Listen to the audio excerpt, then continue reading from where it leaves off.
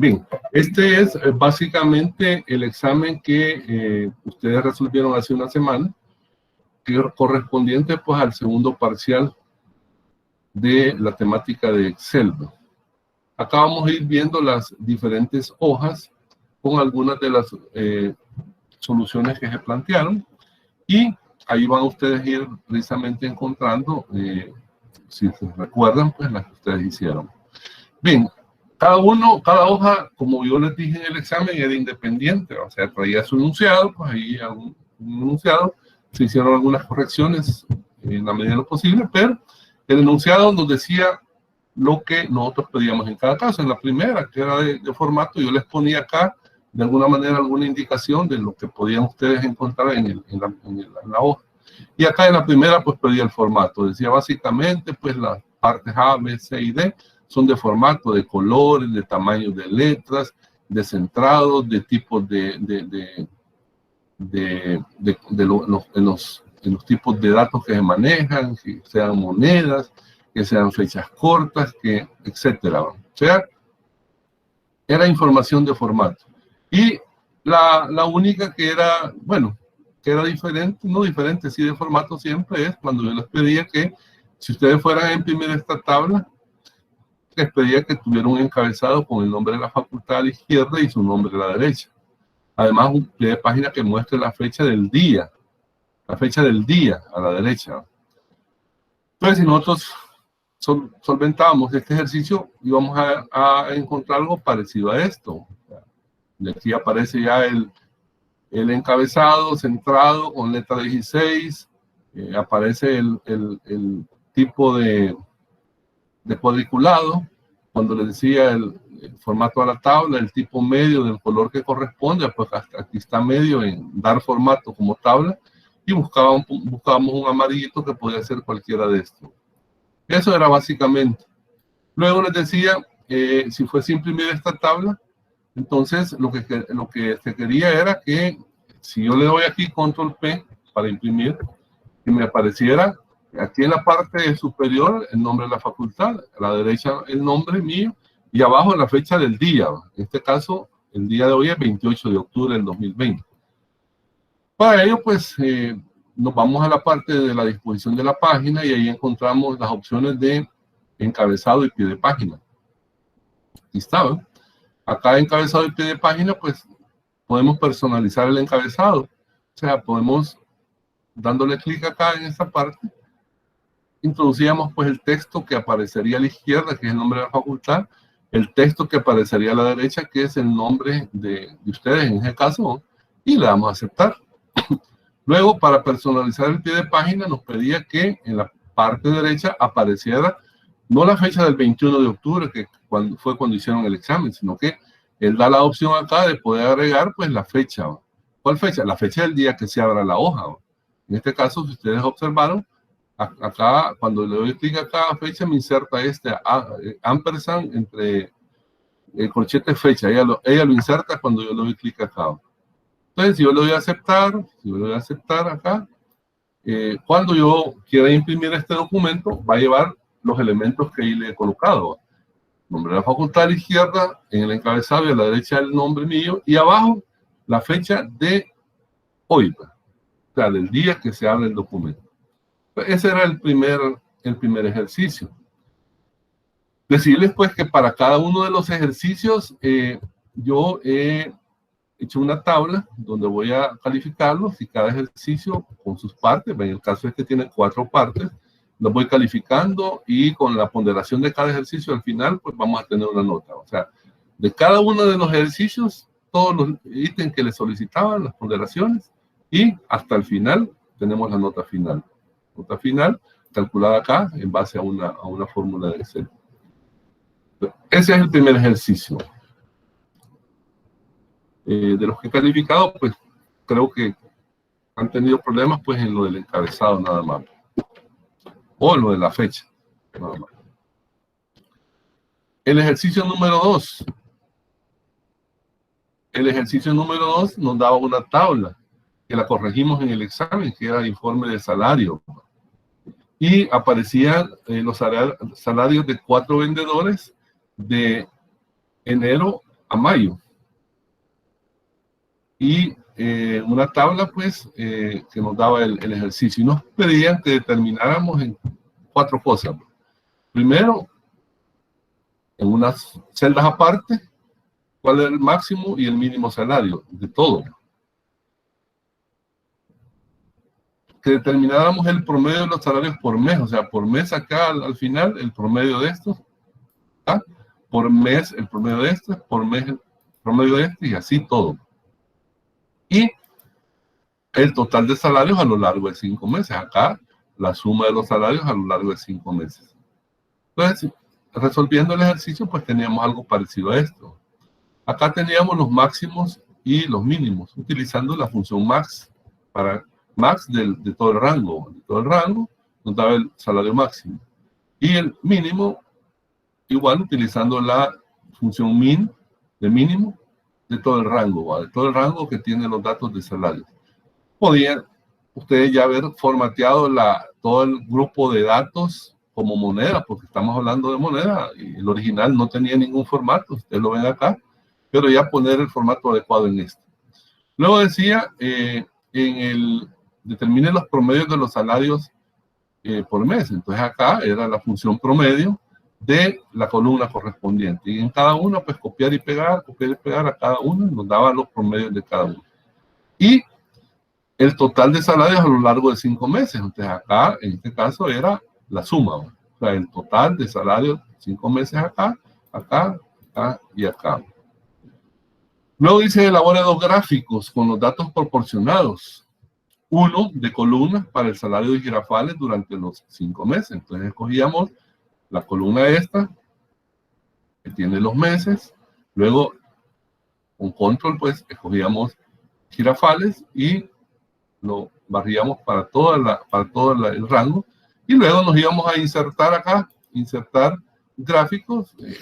Podíamos pedirle el gráfico recomendado, pero de una vez nos decía que uno de columnas para el salario. Entonces le damos clic y nos generaba este gráfico. Este gráfico que aparece aquí abajo. Con las modificaciones o estilos que ustedes le quisieran dar, pero básicamente esto era. Y dice, literal B, uno de barras apiladas con los salarios de enero y marzo de todos los vendedores. De igual manera, entonces, escogíamos todos los vendedores, el mes de enero, y con control sostenido, el mes de marzo. Pues así escogíamos, pues, lo que dice el literal, uno de barra con los salarios de enero y marzo de todos los vendedores. Entonces nos íbamos a los gráficos acá, y buscábamos el gráfico de barras. En este caso, no columnas, barras. Y en barras, pues aquí dan una serie de barras agrupadas, barras apiladas. Les pedían barras apiladas, pues era este. Y usted le daban clic a ese, el gráfico básico que generaba era este. Un informe de los 4 vendedores, y lo azulito era enero y lo naranja era marzo. Eso era básicamente el ejercicio número 2. Tenía 4 dificultades ahí, pues las 4 aparecen o van a aparecer pues calificadas. Pasaríamos ¿alguna pregunta hasta ahora? ¿Alguna duda? Pueden hacerla, ¿no?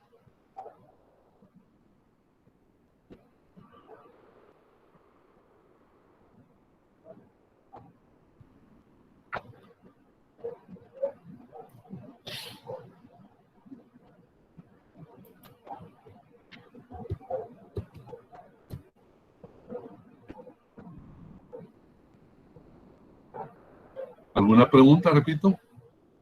Todo claro. Que alguien pone que ocupó otro tipo de gráficos.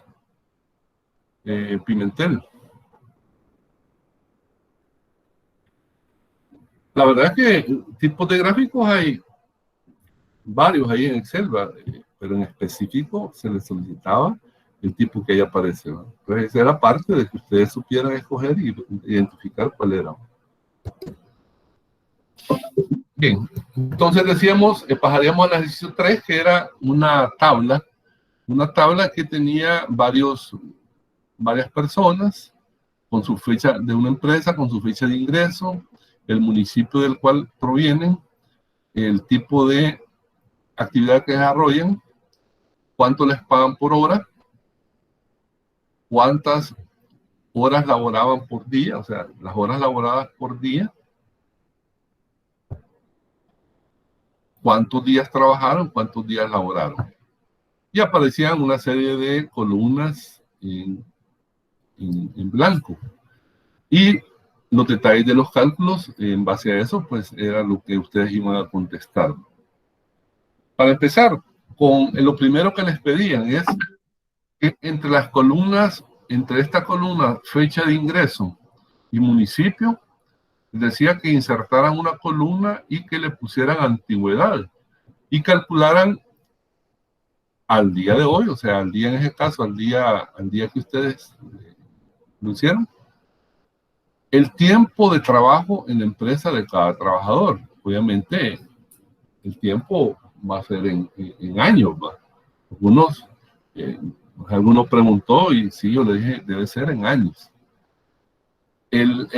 Para ello, pues, lo que dice, insertábamos acá la columna entre fecha de ingreso y municipio y calculábamos la antigüedad.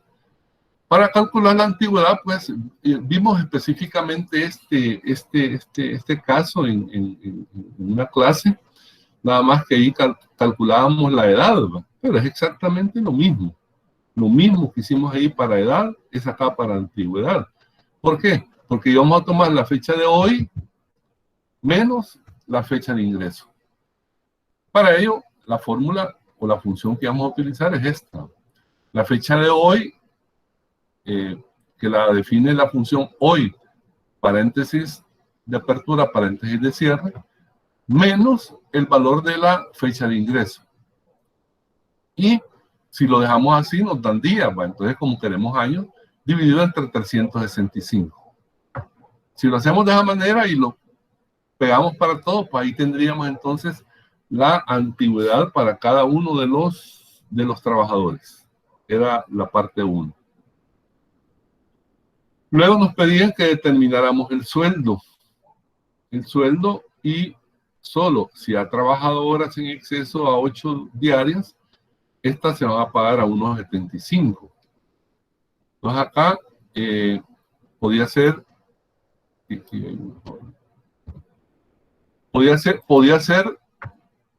de varias formas. Aquí yo tengo 3 posibles formas. Usted la puede haber hecho como quiera. Una puede ser esta, que donde pregunta lo primero es que si el valor de la columna correspondiente a las horas, porque es lo que están diciendo en base a las horas de exceso, si la columna correspondiente a las horas, que es I2, yo acá hice, a la par puse un flujograma para ver más claramente la parte que hace Excel en una sola celda, y preguntaba, ¿es el valor de I2 menor o igual que 8? Preguntaba, ¿es el valor que tiene esta I2 menor o igual a 8? En este caso es igual a 8, entonces es verdadero. Si es verdadero eso, entonces que calcule. Como no trabajó horas extras, entonces simplemente el salario lo va a calcular por el valor de el pago por hora, por el número de horas diarias laboradas, por los días trabajados, que es lo que dice acá. O sea, si él no trabajó horas extras, pues entonces va a ser simplemente el cálculo de días por número de horas por el valor de las horas. Pero si este valor es diferente, no es menor o igual que 8, como en el caso del segundo, de la segunda, que es 12, acá la segunda y 3 es igual a 12, entonces en ese caso va a decir, es el valor de 12 menor o igual que 8, no va, entonces es falso, nos vamos por este otro lado. Como es falso, entonces va a calcular primero el valor de las horas si fueran los días, las que les paga, las 8 las paga al salario normal, que es lo que aparece en el primero, más el exceso de 8, en este caso son 4, que las va a pagar por 1.75 por el valor de la hora por el número de días. Ahí calcularía entonces el valor haciéndolo de esta manera. Acá está la fórmula, es exactamente la que aparece acá. Pero algunos podían decir, bueno, pero si el sueldo, si ha trabajado más de 8, lo podía hacer de esta manera. Preguntando si el valor del sueldo era mayor que 8. Si el valor del sueldo era mayor que 8, como en este caso que tengo aquí en negrita yo, entonces simplemente iba a calcular primero el sueldo si era mayor que 8, que era igual, calcular todos los días al pago de 8 normal, más la diferencia de las horas trabajadas menos 8, por, en el caso, por 1.75, tenía que ser acá, aquí está mal, tendría que ser por 1.75, acá es 1.75, y acá sería el mismo, para acá, 1.75, y acá tendría que ser por 1.75. Acá tiene que ser por 1.75.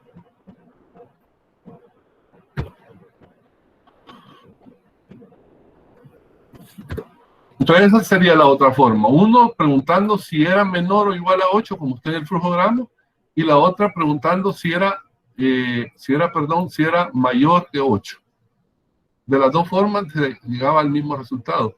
Y había una tercera forma que era definiendo directamente una fórmula, sin ocupar el condicional, sin ocupar sí, que es esta que aparece acá. Si usted no quería usar el condicional, simplemente aplicaba o podía aplicar esta fórmula, que era primero restar el valor de los correspondiente a las horas por día elaborado menos 8, para ver si eran en exceso. Acá en este caso, donde está en negrita es 10. Acá sería 10 menos 8 nos da 2. Entonces 2 va a calcular por el número de días, por el porcentaje, por el valor por hora, más las que trabajan normales. Pero ¿qué pasa cuando esta fórmula se aplique a uno que es de 8 horas? Entonces simplemente aquí va a restar 8 menos 8 más el 0. Entonces toda esta primera parte va el 0 y solo va a calcular el valor de las 8 horas por el número de días por el costo por hora. De cualquiera de las tres formas que ustedes lo hicieran, está bueno, o estaría bueno. Por ahí, pues, alguien pudo haber puesto algo parecido, omitir algo. Como les digo, siempre les va a tomar alguna consideración. Ese era el número 2 del ejercicio 3. Luego aparece el número 3, que dice calcular los descuentos, siendo el del IS del 3 y el de la AFP del 4% del sueldo.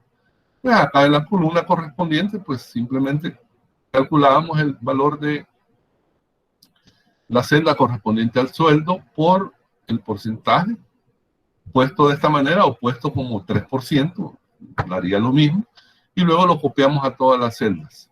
Igual pasa con el AFP.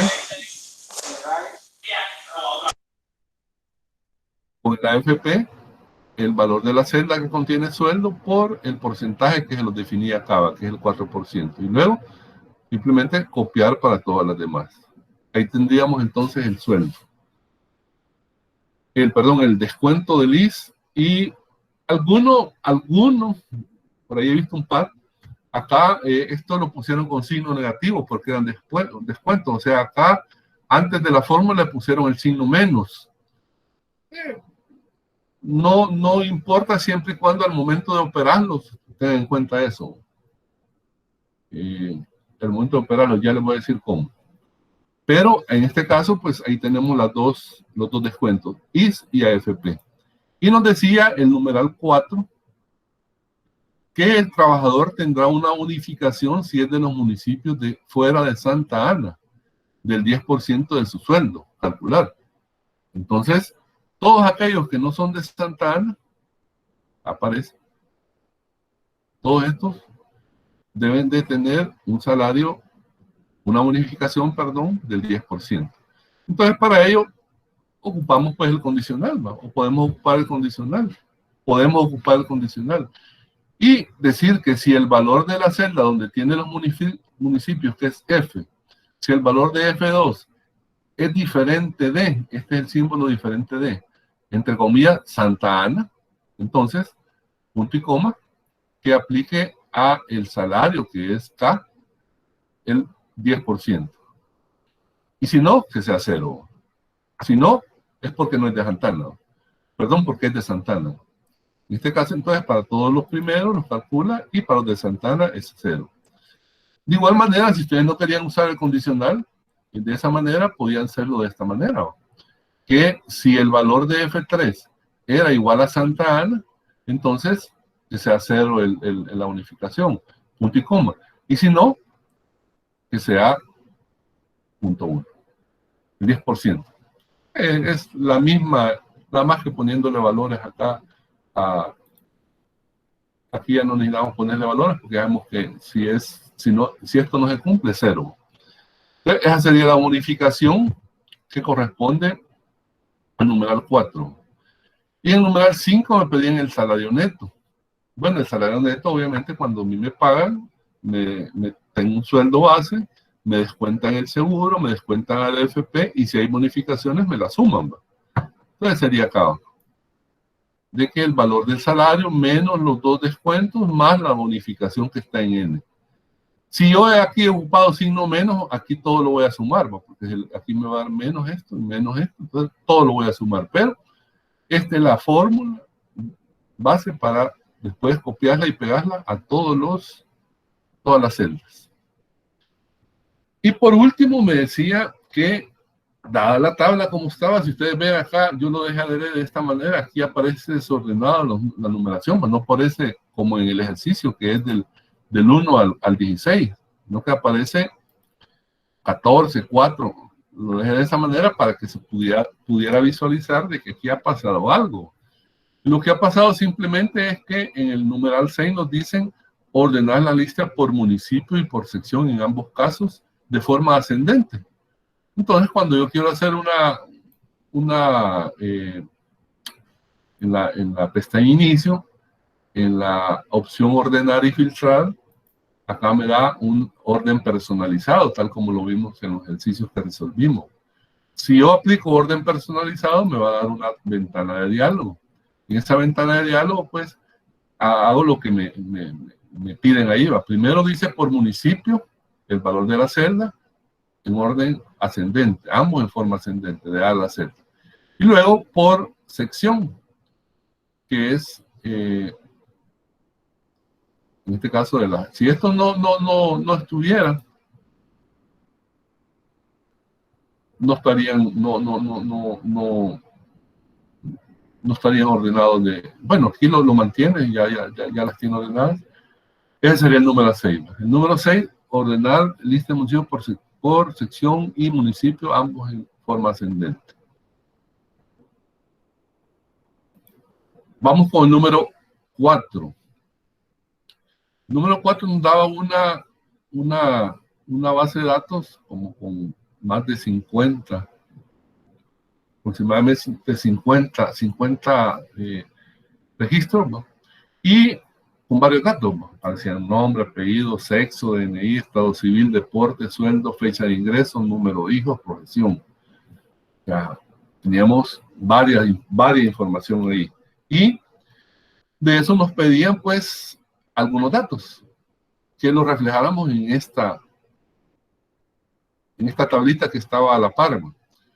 Entonces, aquí íbamos a utilizar precisamente una de las versiones adicionales a la condicional, que nosotros habíamos visto también en un ejercicio, que era que nos permitía contar si cumplía con un determinado criterio y nos permitía sumar si cumplía con un determinado criterio.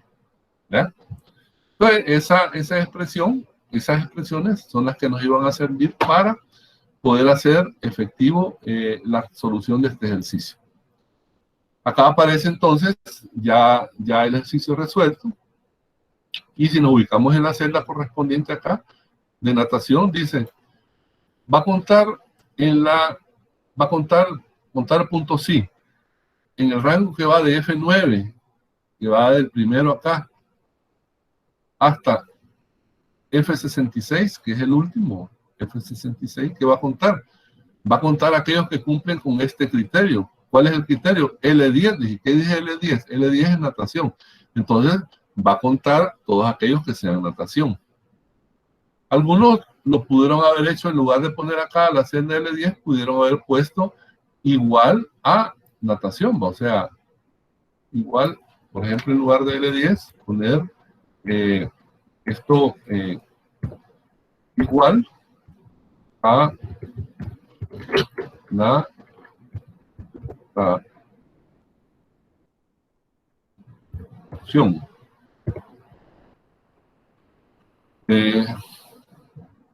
Yo lo hago de esa manera.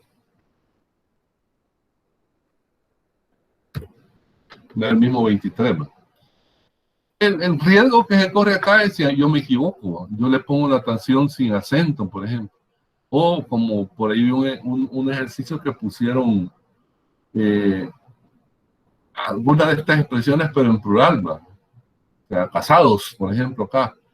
Entonces, mejor cerciorarse de que lo que está escrito acá es lo que busco. En este caso, igual, contar sí del rango de deportes siempre, o sea, deportes, acá. Hay alguno que sea, ¿cuántos son iguales al L11? ¿Cuánto es L11? Fútbol. Luego con básquet, luego con ninguno. ¿Cuáles eran ninguno? Bueno, los que tienen blanco. Por eso aparece la expresión contar sí, el valor del rango de deportes de F9 a F66. El criterio es nada, ¿va? Solo comilla apertura y comilla de cierre. Eso quiere decir, algunos pudiesen haber utilizado, por ejemplo, hay otra adicional de esto de contar, que es contar punto blanco, que nos cuenta los espacios en blanco y da lo mismo, da exactamente lo mismo.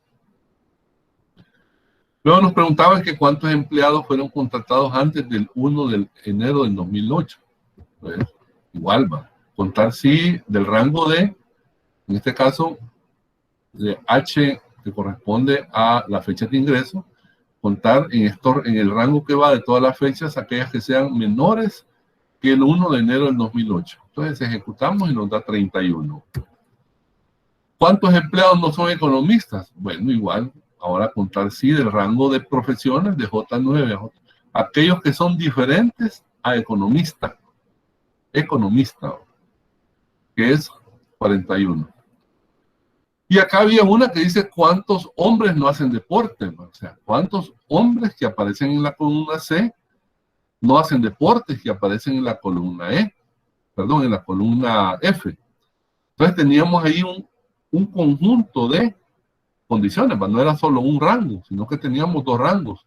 Uno que era el rango de sexo, donde podíamos identificar hombres y mujeres, que es la columna C, y el otro era la columna donde teníamos los deportes, que es la columna F, donde íbamos a determinar quiénes no hacían deporte. Para ello, hay por ahí, espero que algunos lo hicieron, algunos no sé si no lo encontraron, pero como ya no es un solo rango, sino que es un conjunto. Entonces, la opción que nos permite hacer eso es contar punto sí, punto conjunto.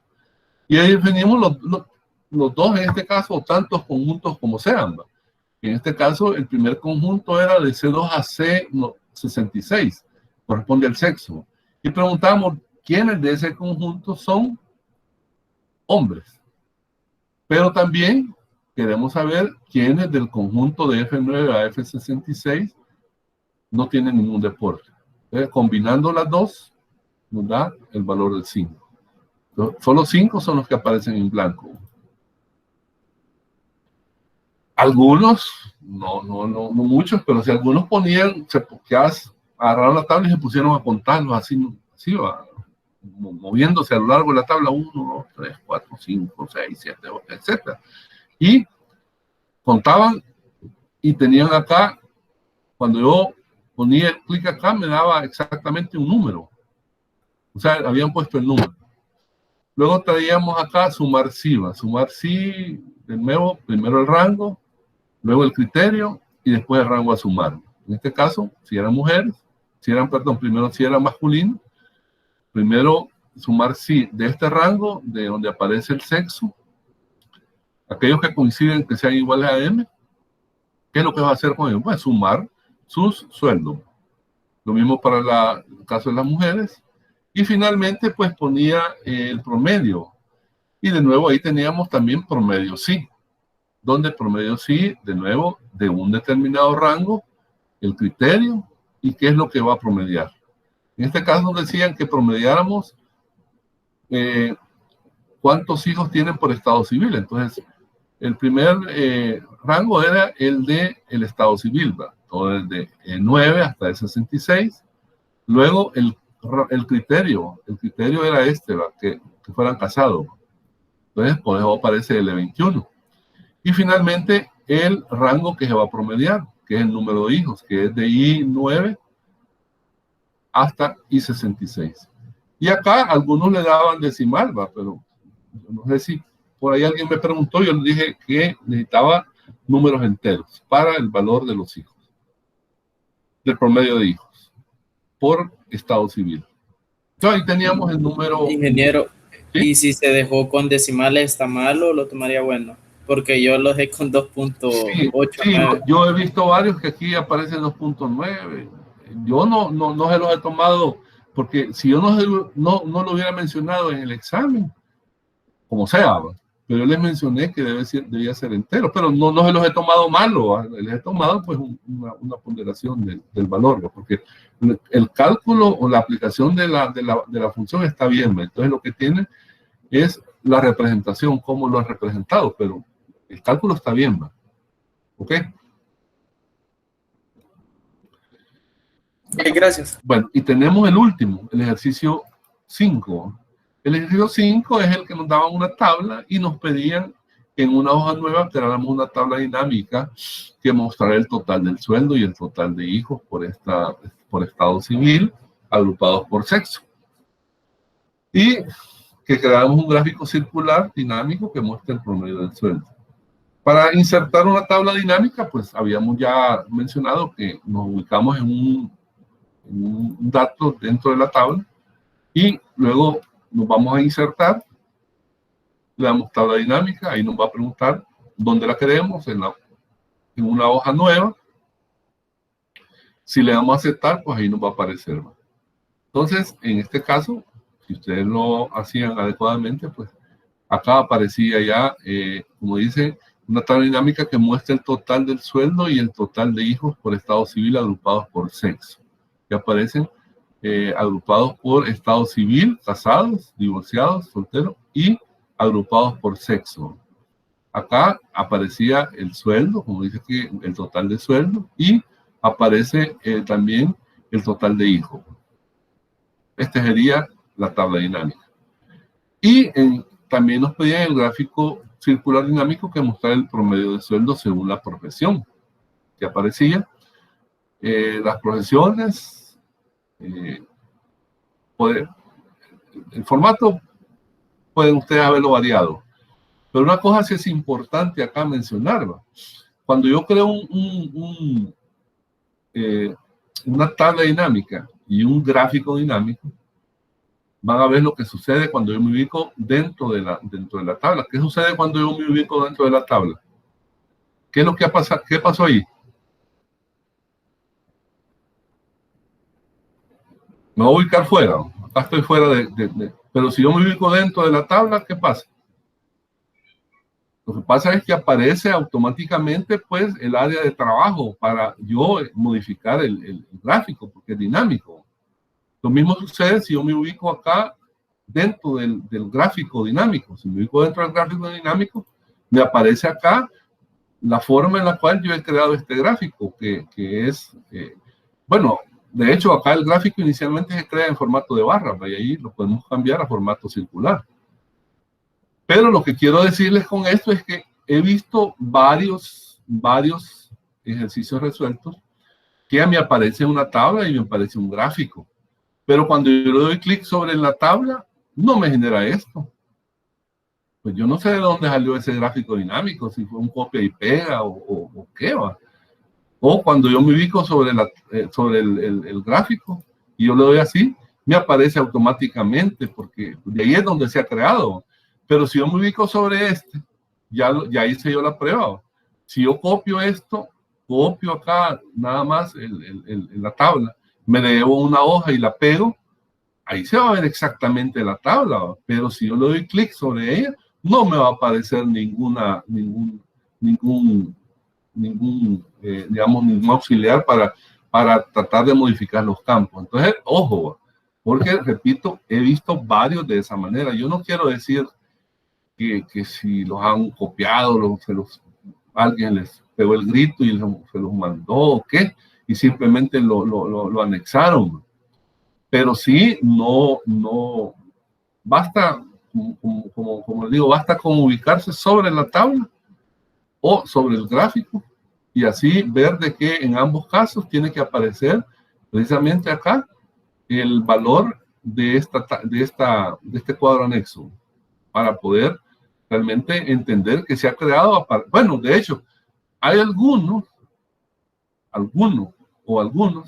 que esta hoja ni aparece esta hoja, no aparece la hoja de ejercicio 5, no que solo aparece acá la tabla y aparecen los dos, como que fueron sacados así de la manga y la camisa, y aparecen sin nada, de dónde fueron creados ni nada, y si le damos clic acá, no me aparece ninguna de estas cosas. Entonces se los anticipo, pues, porque de repente alguien puede decir, pero yo tenía el gráfico, pero ¿cómo lo tenía? ¿Por qué lo hizo de esa manera? Si alguien lo hizo de esa manera y yo estoy equivocado, ahorita que me lo diga, no quiero mencionar ahorita nombres de los que yo he encontrado, pero si alguien lo hizo de esa manera y que me diga la forma, pues para así no tomarlo, porque simplemente si aparece solo así, yo lo tomo como malo. Malo este y malo esto también. Ingeniero. Sí. Necesariamente tenía que quedar la tabla dinámica sí, porque yo la hice de manera horizontal y me dan los mismos valores. Sí, mire, los formatos yo los tengo que ver en cada caso, ¿va? Pero yo aquí es el formato que yo estoy colocando de la lectura. Más sin embargo, si usted hizo otra distribución. No, sí, es que muestra lo mismo, pero muestra de manera horizontal. Usted lo puso, por decirle así, en lugar de ponerlo en filas, lo puso en columnas.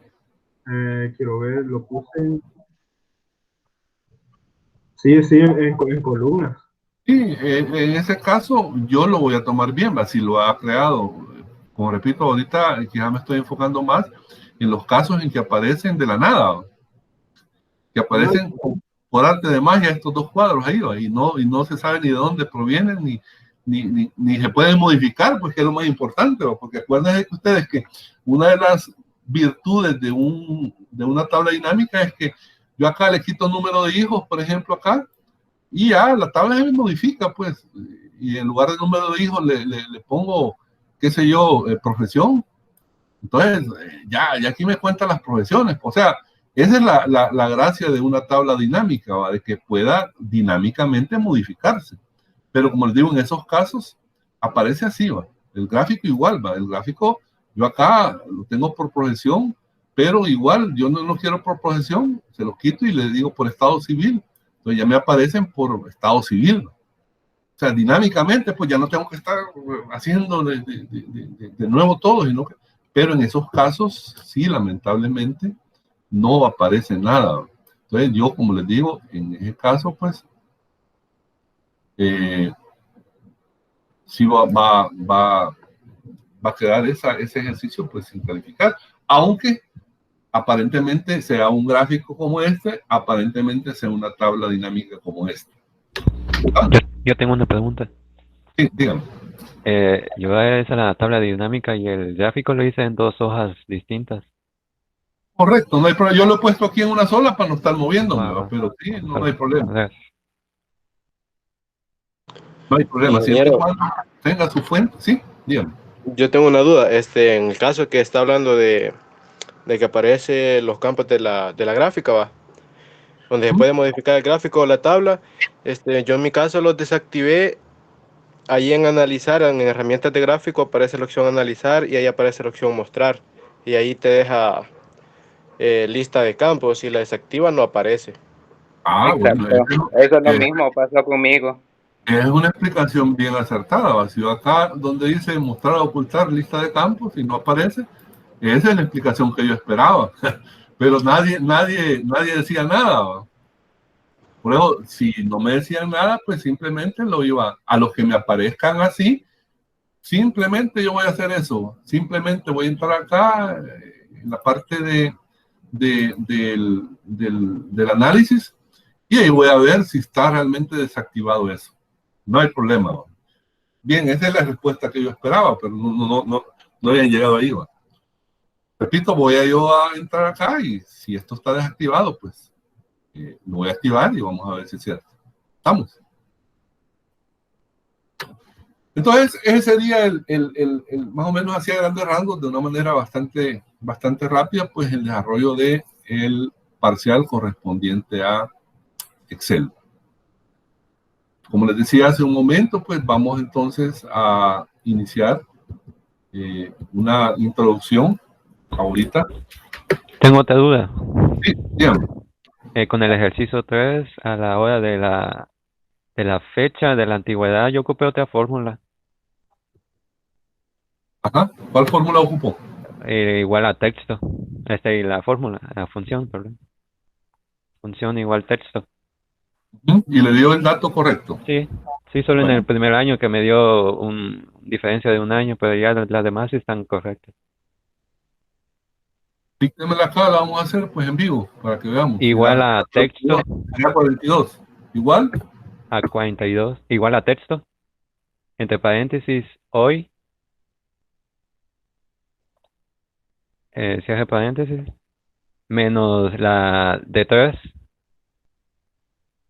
Menos. Punto y, menos la celda de 3. Y punto y coma. Entre comillas, YY. Comillas. YY. YY. De año, ¿va? Ajá. Cierro paréntesis. Sí. ¿Puedo ahí? Sí. 30 daban. No, o sea, la celda es de 2, perdón, es la celda de 2.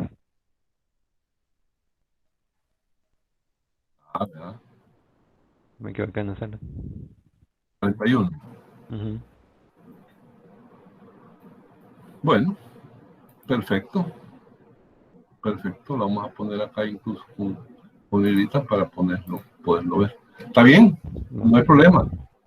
No hay problema. No, gracias. ¿Sí? Porque aquí con esto le da si es años, si es meses, MM, si es días de dedo. Correcto. Está bien, está bien. ¿Alguna otra pregunta?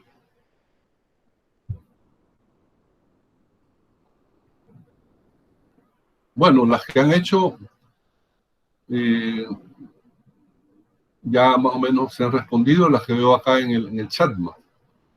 Y entonces vamos a pasar entonces a la segunda parte de la clase de este día, que era precisamente iniciarnos un poco con este tema. Ya mencioné yo hace un momento que en este caso, pues lo interesante de la base de datos es que es una herramienta que está al alcance pues de cualquier usuario, digamos, promedio. No pretendemos acá ser expertos de bases de datos, porque los que son para sistemas informáticos, pues ya van a tener en su pensum una asignatura. Más adelante va un par de asignaturas más, precisamente sobre bases de datos, donde van a ver más allá de lo que... Acá vamos a ver, pues, lo que es básicamente una introducción y también el tema del manejo de la herramienta, manejo de la herramienta, de ahí el nombre de la materia, que es manejo de software. Decía también al principio que el tema de Access a veces no es muy frecuente entre uno, cuando esté estudiando, pues meterse a esta temática, a veces por curiosidad si se hace, o puede ser que ustedes tuvieron alguna experiencia ya, pero lo más, lo más frecuente son los otros paquetes que también mencionaba, que es Word, que es PowerPoint y Excel. Y esta pues es otra de las herramientas de la suite de Microsoft Office. Vamos entonces a desarrollar un pequeño contenido en esta clase. Vamos a hablar un poco acerca de qué es una base de datos, las componentes, dónde se utilizan. Y a partir de modelos relacionales, entidades, simbologías, reglas, diagramas y normalización, vamos a dar una breve explicación. O sea, mi pretensión acá únicamente es que ustedes lo conozcan y que si en un momento dado por ahí adelante se lo encuentran, sepan pues que es parte del concepto de bases de datos, ¿no? O sea, no es que vamos nosotros aquí a meternos a trabajar en normalizaciones, en modelos, etcétera, pero sí es bueno saber precisamente que es parte de lo que corresponde a un diseño o a un trabajo en bases de datos, ¿no? Entonces, lo primero es mencionar, pues, algunas unas definiciones, no así rígidas, pero sí, nosotros decimos que el dato puede ser palabras y números que por sí solos no tienen significado. O sea, porque por ejemplo podemos decir el número 3. Número 3 así simple no nos da mucha información, pero si decimos 3 vehículos, si decimos 3 lapiceros, 3 aguacates, y si le damos 3 cuadernos, 3 libros de la literatura española, y le vamos agregando cosas, entonces el número 3 sí ya tiene un significado. O si decimos el dato, por ejemplo, Juan, pero si decimos Juan Martínez, es alumno de Ingeniería de Sistemas Informáticos, entonces ya en el contexto del nombre Juan, ahí ya tiene algún significado, pero entendemos que solamente así aislados, pues son datos. Pero los datos, obviamente, se van juntando, como en el caso que les decía de Juan. Cuando nosotros tenemos una conexión de varios datos relacionados entre sí, o sea, en el caso específico de este, por ejemplo, su información académica, o sea, podemos decir que el José Martínez es alumno de Ingeniería Civil y está cursando el 2º año de la carrera y tiene tantas materias aprobadas y ya los notas de las materias son tales, las materias que está cursando este ciclo son estas y estas, entonces tenemos una colección de datos relacionados, entonces ya va siendo más enriquecida la información. Y podemos decir que si tenemos el conjunto, por ejemplo, imaginen ustedes son 67 y tuviésemos toda esa información relacionada de cada uno de ustedes, estaríamos prácticamente como con un pequeño almacén de información, o sea, estaríamos ahí juntando bastante información. Y por ahí viene un poco la definición, ¿va? De que una colección de información organizada, y podemos ya hablar de una base, es una colección de información organizada, de forma que un programa de ordenador pueda seleccionar rápidamente los fragmentos de datos que necesita. O sea, aquí hablamos de varios elementos, ¿no? O sea, primero, es una colección de información organizada. Luego decimos que hay un programa. El programa de ordenador, en este caso, son los llamados gestores de bases de datos, del cual Office es uno de ellos. Entonces, la intención pues, de una base de datos es esa, que nosotros podamos tener un almacén de información que colecciona datos relacionados y podamos, a través de un gestor, podamos encontrar o seleccionar algún tipo de datos que nosotros necesitemos. Por ejemplo, el caso de José Martínez.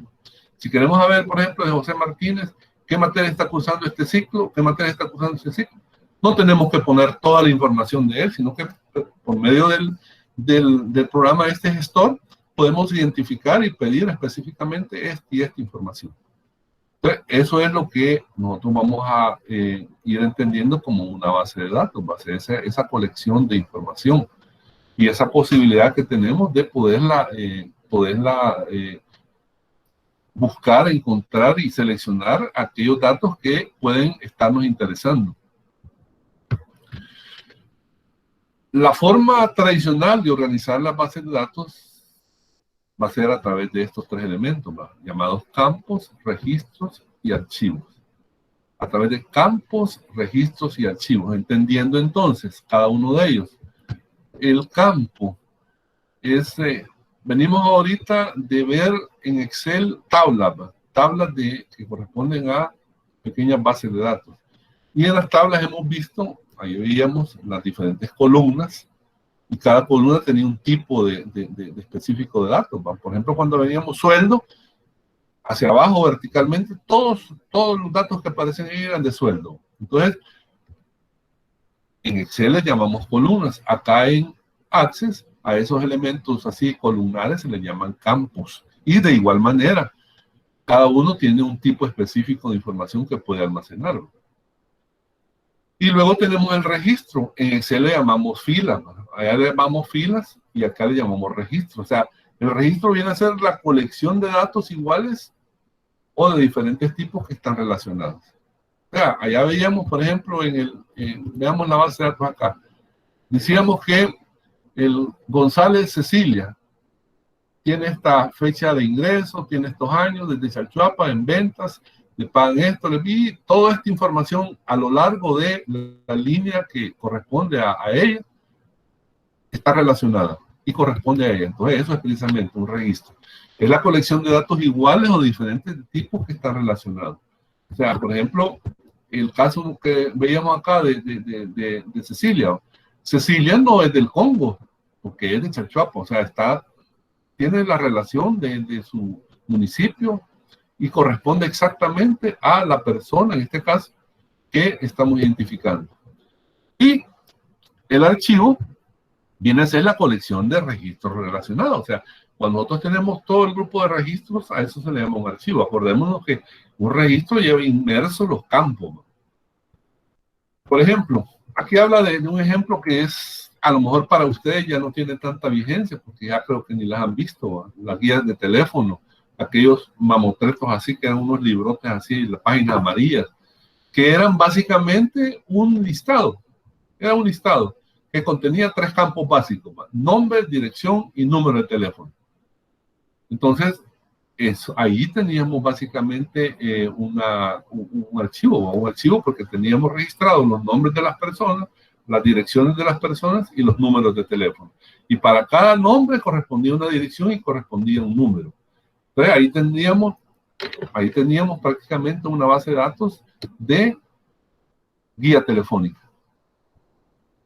Por ejemplo, nosotros podemos ver acá una tabla en la cual aparecen un número correspondiente a la matrícula de estas personas, sus teléfonos y las edades de ellos.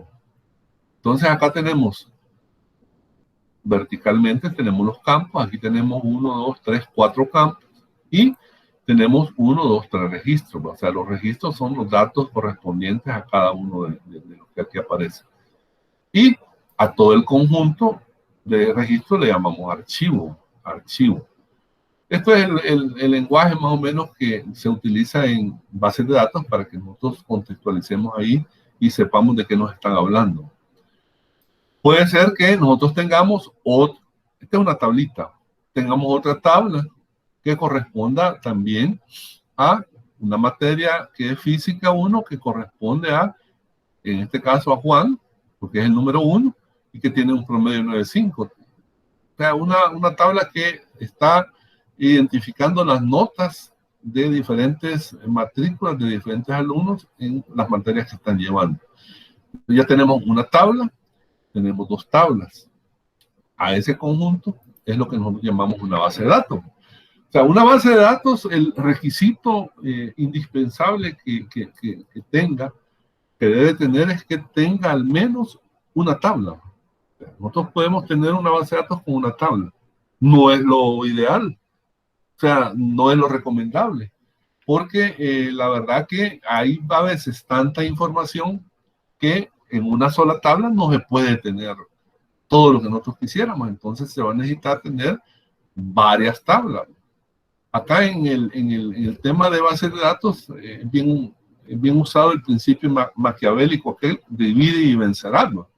O sea, dividir las tablas que nos vamos imaginando en otras que tengan relación, y de ahí que viene el nombre de base de datos relacionales, ¿no? O sea, las bases de datos relacionales pues son aquellas que tienen al menos dos, o sea, de dos o más tablas que la componen.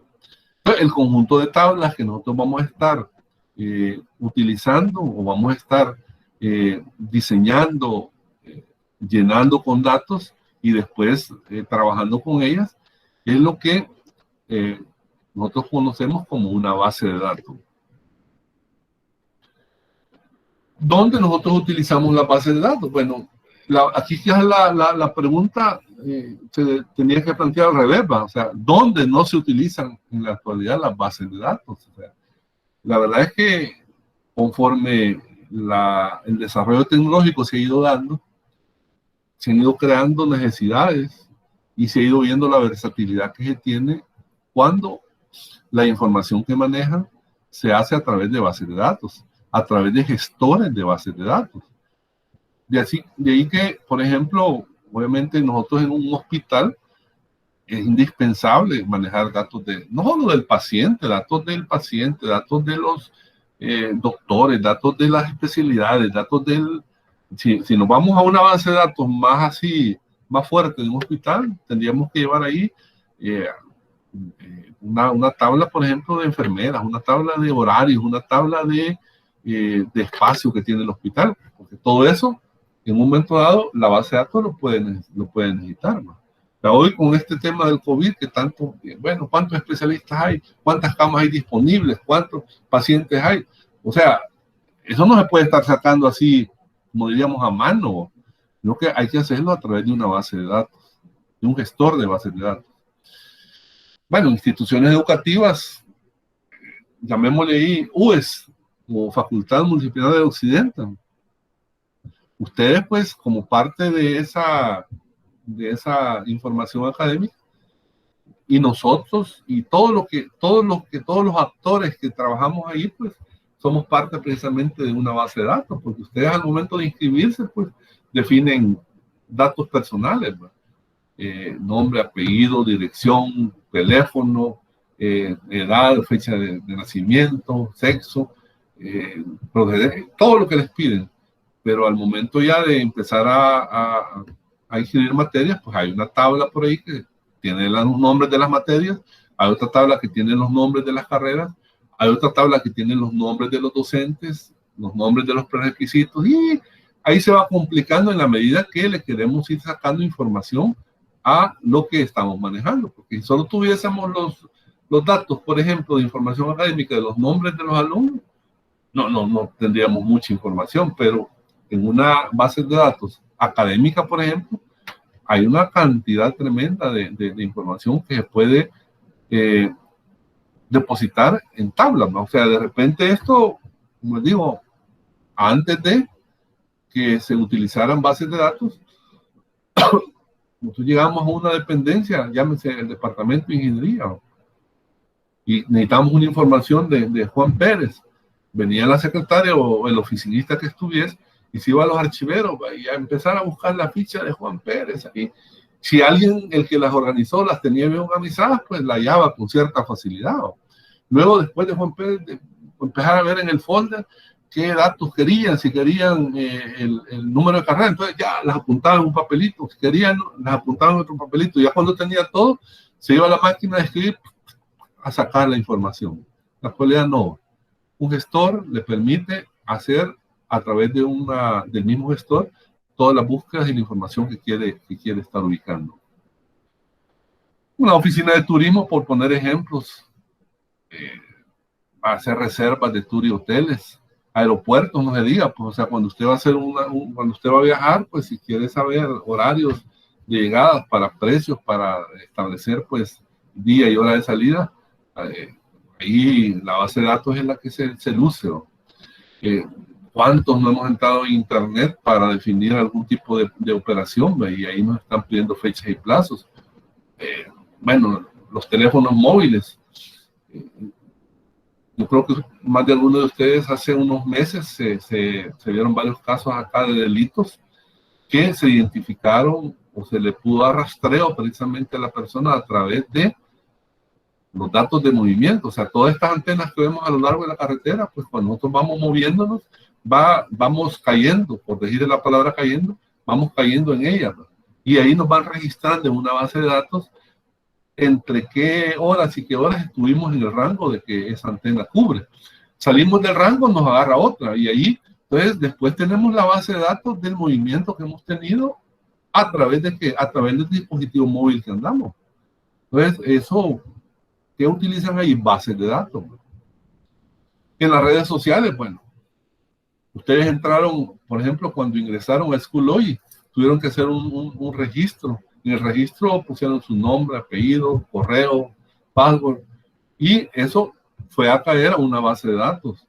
Cuando ustedes, cada vez que ustedes hacen un inicio de gestión, ponen su código, lo comprueba ya, y ahí estamos. Un banco, por ejemplo, hoy con esto de la pandemia, los bancos tuvieron que ponerse, pero muy ágiles, porque parece mentira, pero a estas alturas había muchos bancos que no tenían activado este sistema de banca móvil que le llaman, donde usted puede de su casa con su celular o con su computadora. ¿Y qué utilizan ahí? Pues simplemente utilizan gestores de bases de datos para poder estar relacionando toda la información. Entonces, por eso les decía al principio que tal vez en la pregunta estaba, al ponernos en la calle, tenía un pariente que él trabajaba en esto de las bases de datos, hace varios años ya, y él me decía que cuál era su empresa, me preguntaba él, ¿y sabes vos cuál es mi empresa? Y me enseñaba él una laptop, esta es mi empresa. Mírame, con esta laptop yo me voy para el mercado central de San Salvador y empiezo tiendita por tiendita, que si no quieren que les haga un sistema para manejarles, a ellos lo que les interesa es cuánto les costó, en cuánto lo vendieron y cuánto ganaron. Y les hago una base de datos y les relaciono todo lo que tienen, inventarios y todo, y les vendo el producto. Yo tengo mis modelos, ya los he hecho, ya. Entonces, preguntarse dónde no se utilizan, una farmacia, una ferretería, un almacén, tantas y tantas partes. Y ustedes que van para esta carrera, obviamente, les va a tocar enfrentarse a por decirlo así, o no enfrentarse con el ánimo de que se van a defender, no, que enfrentarse para poderlo aprovechar, pues, esta herramienta. De ahí que si nosotros lo vemos desde el punto de vista de instituciones, pues, y de los diferentes lugares, hay organizaciones gubernamentales que obviamente necesitan, desde la que emite el DUI hasta la que nos pone los servicios de ANDA, las alcaldías, pues. Hubo una época que acá en la facultad, pues, en los estudiantes de sistemas, estaba de moda esto de trabajar con alcaldías. Por ejemplo, una alcaldía de Tequistepec que no tenía un sistema computarizado para el manejo del catastro. Las alcaldías cobran los impuestos sobre todo lo que uno hace en el pueblo, en la municipalidad, y eso ahí lo hacían a mano. O sea, que alguien, ¿cómo se llama?, iba a pagar impuestos por una casa, cuánto es la extensión y tanto, calculaban que va a poner un negocio, y hacían todo a mano. Entonces le hicieron un sistema y la alcaldía quedó súper encantada por el sistema, creo que todavía lo utilizan. Los bancos, ya lo mencionaba hace un momento, que es son entidades pues que obviamente están con esto de la base de datos en la actualidad en Internet. Es otro tema, ¿no? O sea, cuando ustedes ya estudien más a fondo esto, van a ver las bases de datos manejadas en Internet, ¿no? Siempre bajo los mismos principios que vamos a comentar este día. Y así hay toda una gama de instituciones, lugares, servicios que las bases de datos son fundamentales para el buen desempeño de estas instituciones y sin las cuales sería un caos. Sería un caos, pues, porque de alguna manera, bueno, ya de por sí muchas instituciones son lentas para trabajar y sin esta herramienta pueden todavía mucho más. Aparte de eso, les decía al principio de la clase que de esta parte que vamos a mencionar algunos elementos sin entrar muy a profundidad que nos van a servir para entender esto de la base de datos. Decir pues que el tema de la base de datos no es una computadora y un programa gestor. Eso es lo último, si se quiere.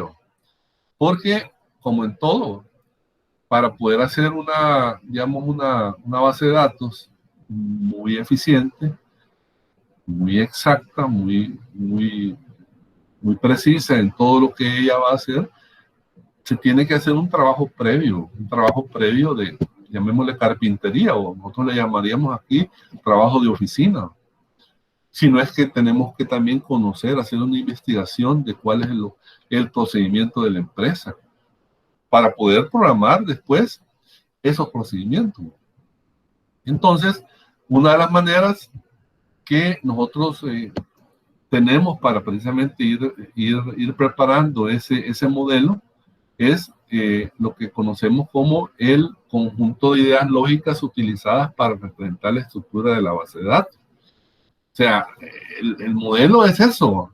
El modelo es algo que no está todavía funcionando, pero es un conjunto de ideas lógicas que me van a servir para que yo pueda ver, al menos en papel,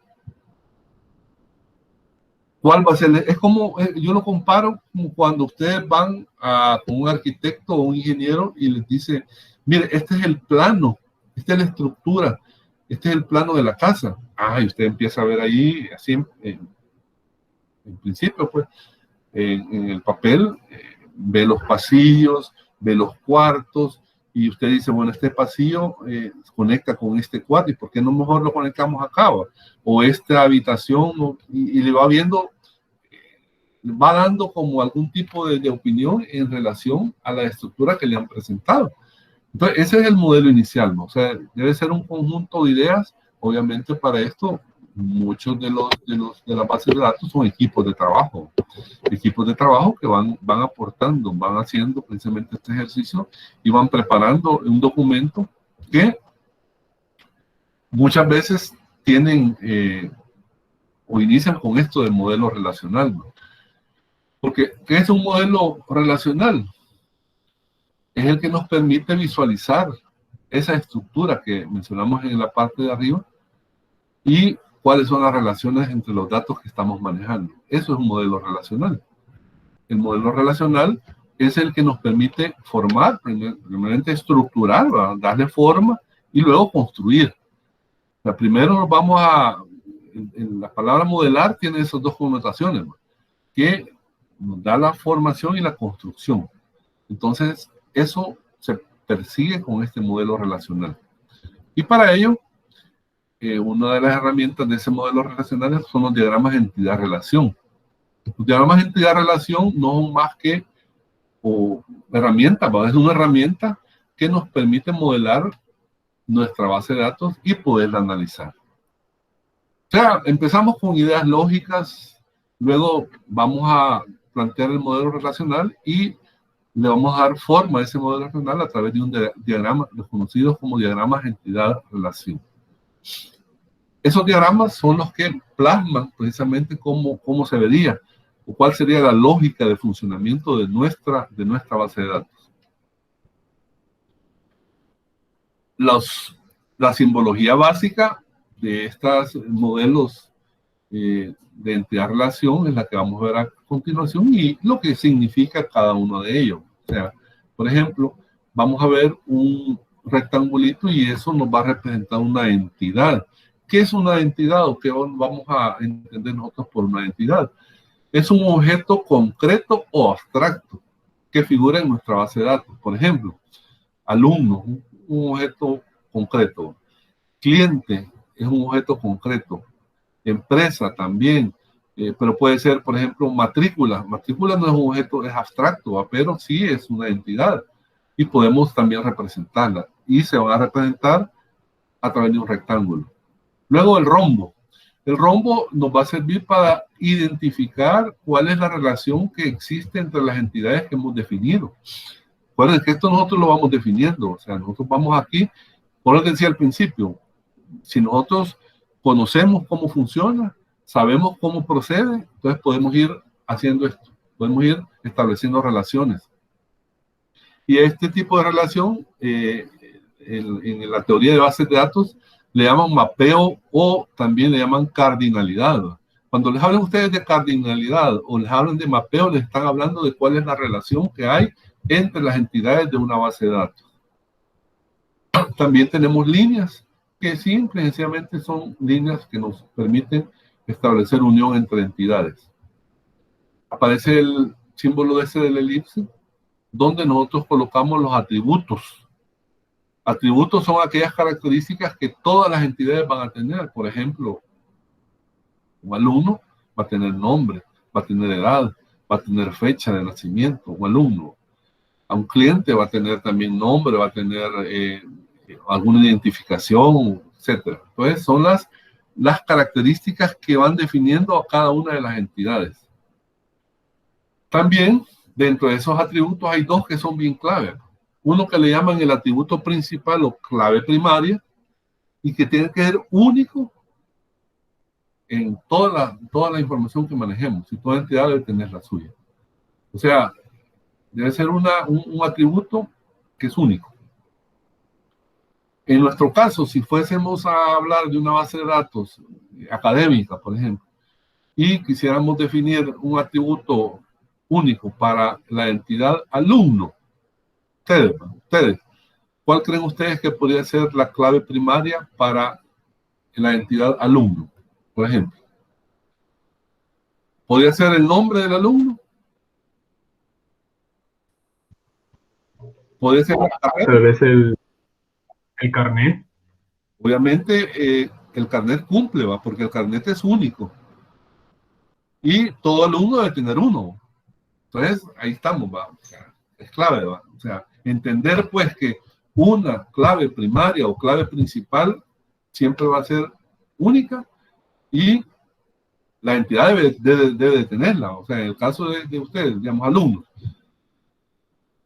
¿Qué alumno no tiene carnet?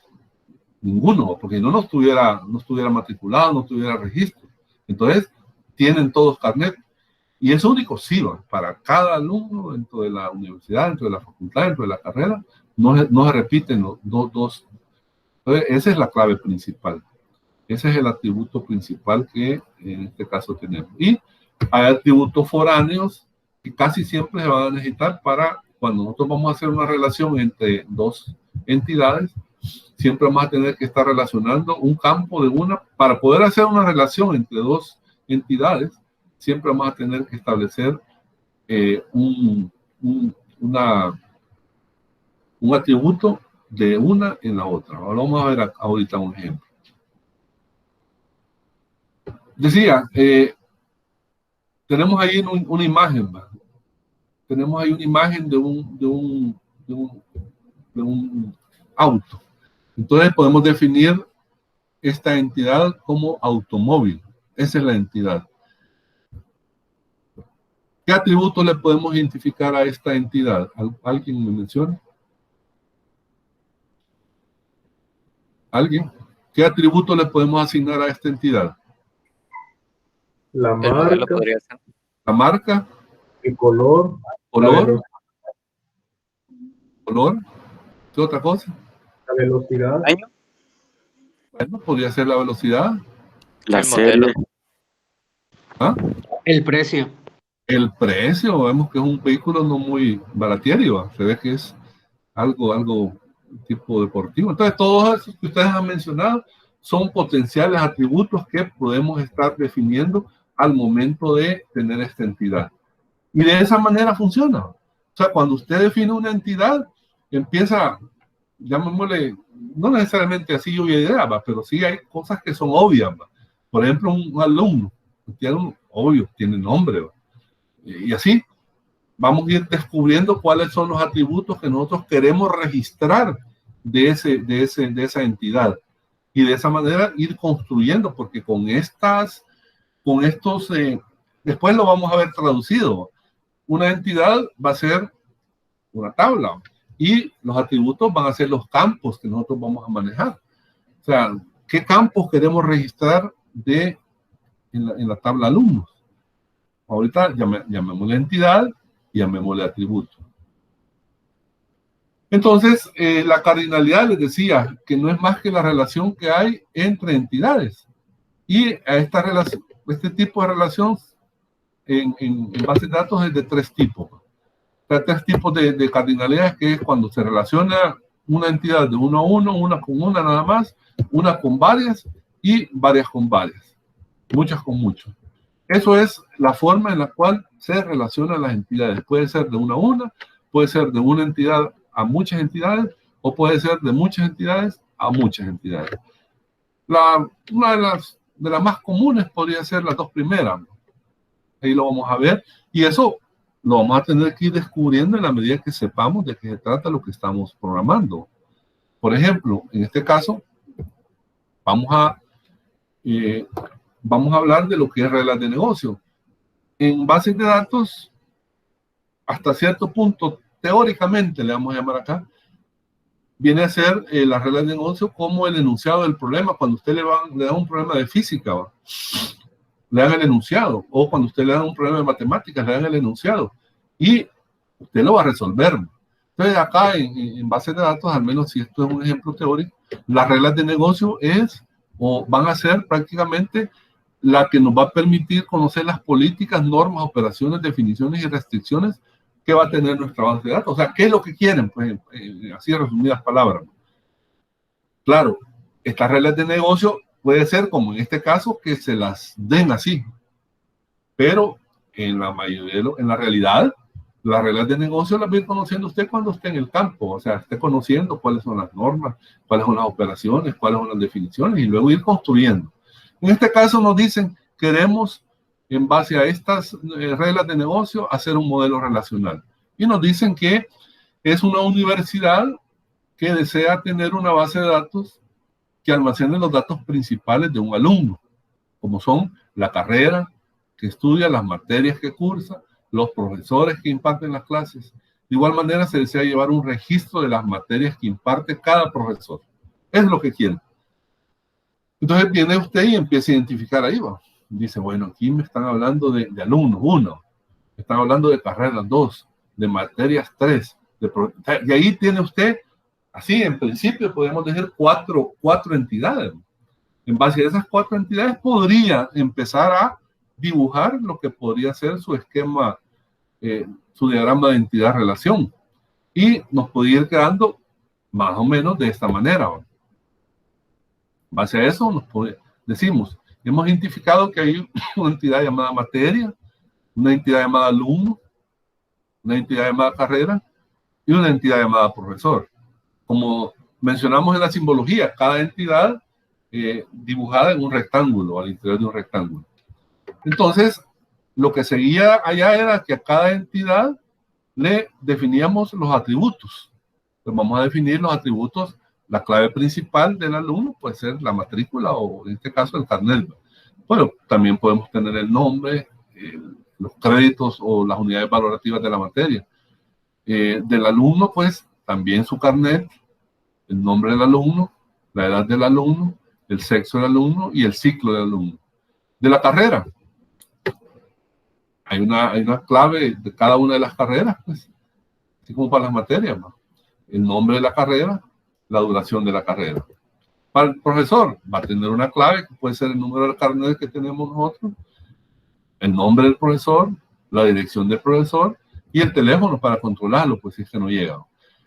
Así, de una manera inicial, pues puede ser, porque esto no queda escrito en piedra. O sea, si después usted necesita por ahí agregar alguna atributo, pues puede revisar y puede decir, no, hombre, aquí necesitamos esto, necesitamos lo otro. Entonces, ahí estarían más o menos los atributos definidos para cada una de las entidades. Luego viene cómo estas entidades se relacionan. Entonces, la relación, decíamos, era un rombo. Y vamos a ir conectando cuáles entidades vamos a ir relacionando. Bueno, en principio, alumno con carrera. ¿Cómo se relaciona un alumno con carrera? Bueno, el alumno, pues, un alumno, aquí está a la izquierda, el número 1, tiene una carrera. O sea, entonces es 1 a 1. Un alumno tiene una carrera. Y una carrera tiene muchos alumnos. Entonces, en este caso para el alumno con la carrera es de 1 a 1 y para la carrera con el alumno es de 1 a mucho. Pero acá apareció, si ustedes vieron acá apareció clave de la carrera. O sea, tenemos que agregar también en la entidad de alumno un atributo que corresponde a la clave de la carrera para que se puedan relacionar. Luego vamos a la relación que existe entre alumno y profesor. De nuevo, colocamos ahí que un alumno puede tener muchos profesores y un profesor puede tener muchos alumnos. Entonces, es de 1 a n, de 1 a muchos y de 1 a muchos. Luego también aparecen acá la clave foránea de la matrícula de alumnos y de la clave del profesor. En este caso, de la toma. Luego veamos cuál otra relación. La relación de materias con alumnos. ¿Cómo es la relación de materias con alumnos? Bueno, que una materia tiene muchos alumnos y un alumno puede cursar muchas materias. Entonces, de materia a alumnos es de 1 a mucho y de alumnos a materia es de 1 a mucho. Ahí están las dos claves foráneas. Y luego tenemos la relación entre materia y profesor. ¿Cómo es la relación de materia a profesor? Bueno, un profesor tiene una materia y muchos profesores tienen muchas materias. Sería la relación entre materia y profesor. Y ahí aparecen las claves foráneas que estaríamos. Esto que ustedes ven acá, o este dibujito, nos da una idea, se conoce como diagrama de entidad-relación, y nos da una idea, pues, de cuál es o cuál podría ser la organización inicial de esta base de datos. Todavía sin programar nada. Aquí no hemos usado ningún gestor de base de datos, sino que simplemente haciéndolo en papel, escribiendo en base a las reglas de negocio, haciendo nuestro esquema. Y por ahí, pues, después de esto, obviamente, todavía someterlo a discusión y ver si se puede después llevar ya a lo que sería como un principio de tablas que vamos a ir diseñando. Ya esta parte, bueno, solo vamos a ver la primera normalización. La normalización de la base de datos es cómo ir afinando, cómo ir ahorrándonos espacio, cómo ir eliminando datos repetidos que pueden haber quedado, pues porque al principio empezamos a crear tablas, y ya que tengamos las tablas, puede ser que visualizamos alguna de estas deficiencias. Entonces, es simplemente un proceso para simplificar la información o los datos, ¿no? ¿Cuáles son los objetivos? Pues tener almacenado con el menor espacio posible. Muchas veces a las bases de datos las pagan por tamaño. O sea, cuando usted le pide una base de datos, le pagan a veces por el peso que va a tener esa base de datos. Eliminar datos repetidos, ya decía, eliminar errores lógicos que puedan haberse detectado y que los datos estén ordenados. Para ello, pues, existen 6 normalizaciones, ¿no?, que se conocen de esta manera. La primera, forma normal, segunda forma normal, tercera forma normal, la forma normal voice call, la cuarta forma normal y la quinta.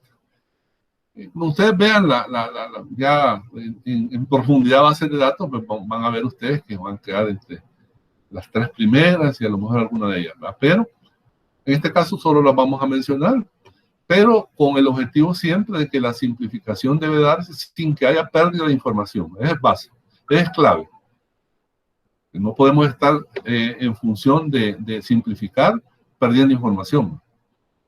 Y solo, por ejemplo, en la primera forma de normalizar, la primera norma de normalizar es cómo nosotros podemos ver que un valor indivisible, o sea, se puede ir como ampliando o se puede ir separando. Por ejemplo, tenemos o podemos tener varios o distintos tipos de valores con un mismo campo y todos los registros, pero eso no está permitido. Por ejemplo, acá tenemos esta tabla socio, nos dice. Y aquí aparece el nombre, Diego Rodríguez Martín, Luz de León, Luis, aparece de esta manera. Pero esto no es práctico ni eficiente al momento de estar programando una base de datos. Entonces, lo recomendable es partir esta en dos tablas. Una tabla que sea, que se llame socio la tabla, ¿va? Que se llame socio, tenga un ID, que tenga un campo nombre y un campo apellido. Aquí sí puedo llamarlo por apellido y por nombre. Pero igual aquí aparecen todavía dentro del apellido. Si nos dijeran ordenar por primer apellido y por segundo, aquí no se podría porque está en un solo campo. Entonces, esta que tiene dos y que tiene dos nombres también, todavía se podría hacer una tabla adicional que sería primer nombre, segundo nombre, primer apellido, segundo apellido, y ya tendríamos una tabla con 5 campos. A eso se refiere la primera norma, o sea, la forma de hacer o de ir pudiendo dividir, por ejemplo, como en este caso, nos dan esta tabla, o habíamos registrado esta tabla ya que tenía los nombres y los teléfonos, pero vemos que Rodríguez Martín tiene 2 teléfonos, de León tiene 3 teléfonos, entonces podríamos tener acá dificultad para estar relacionando estos teléfonos, porque hay varios. Entonces puede ser que una forma adecuada podría ser, utilizando el ID de cada una de las personas, poner los teléfonos que cada uno tiene. Por ejemplo, en este caso, el número 1 tiene 2 teléfonos. El número 2 tiene 3 teléfonos. El número 3 tiene 1, el número 4. Pues así son las formas. No vamos a entrar en esto ya en el desarrollo de la materia. Pero se los menciono pues porque después de todo esto que acabamos de estar hablando, viene ahora el conocer y poder gestionar pues lo que podía ser en nuestro caso nuestro gestor de base de datos, que va a ser Access, como lo ven ahí, que sería prácticamente con lo que arrancaríamos en la próxima clase, o sea, ya directamente ya con Access y con algunas de las características de Access, que es bueno conocerlas, repito, y es bueno ir como adentrándose en ella. Entonces nos quedaríamos hasta acá en la clase, ¿no? Esperaría yo, si